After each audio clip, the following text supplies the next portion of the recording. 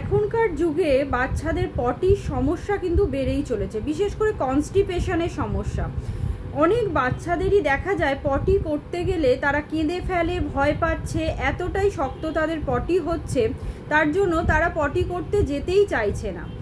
তার জন্য আপনাদের একটু সতর্ক থাকতে হবে যে এইটা কিন্তু একটা অ্যালার্মিং সাইন ইন ফিউচার। আপনাদের পাইলস বা ফিশার বা ফিস্চুলা এক্ষেত্রে কিন্তু হওয়ার চান্স থেকেই যায়। তাই অবশ্যই চেষ্টা করবেন তার পটিটা যাতে একটু নরম হয়। প্রথমেই যেগুলো বাড়িতে করবেন, আপনারা যারা 0 to 6 মান্থসে যারা বেবি আছেন তাদের ক্ষেত্রে বলবো আপনাদের যে ফর্মুলা মিল্কটা খাওয়াচ্ছেন সেটা ঠিক আছে কিনা দেখবেন। অবশ্যই যদি কনস্টিপেশনের জন্য সেটা দায়ী হয়, আপনাকে চেষ্টা করতে হবে ডক্টরের পরামর্শ অনুযায়ী সেই ফর্মুলা মিল্কটা চেঞ্জ করার। এরপরে আফটার 6 মান্থস আপনাদের বেবি যখন গ্রোয়িং হচ্ছে তখন সেক্ষেত্রে আপনারা চেষ্টা করবেন আপনাদের বেবির যে খিচুড়ি বা যে ভাত খাওয়াচ্ছেন সফট করে, সেটা যেন তার সঙ্গে আপনাদের ফাইব্রাস বিভিন্ন রকম শাক বলুন, পালং শাক, লাল শাক, এইগুলো হতে পারে, গ্রিন লিফি ভেজিটেবলস হতে পারে, এইগুলো অবশ্যই তার মধ্যে অ্যাড করবেন। এছাড়াও বলবো আপনারা চেষ্টা করবেন বিভিন্ন রকম ড্রাই ফ্রুটস ভিজিয়ে রেখে পরের দিন সকালে খাওয়ার, যেমন খেজুর খাওয়াতে পারেন, কিশমিশ খাওয়াতে পারেন। এইগুলো কিন্তু কনস্টিপেশন বা সব যে পটি সেটা করতে কিন্তু সাহায্য করবে এবং কনস্টিপেশন থেকে অনেকটাই দূর করবে।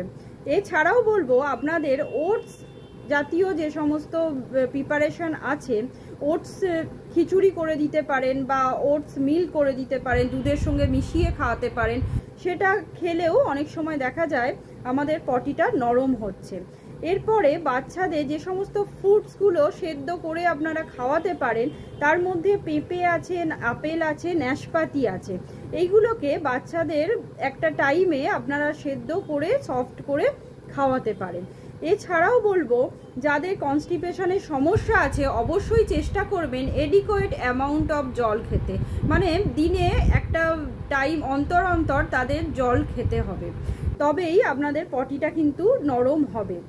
এর পরের যে পয়েন্টটি হলো আপনাদের অনেকেরই কি করেন, আপনারা চিকেন স্যুপ করে দেন বা যে কোনো মাংসের স্যুপ করে দেন। আপনারা চেষ্টা করবেন ওই মাংসের স্যুপে যাতে চিকেনের পরিমাণটা অল্প থাকে এবং ভেজিটেবলসের পরিমাণ কম থাকে, কারণ এই মাংস কিন্তু ইটসেলফ কনস্টিপেশনের জন্য দায়ী।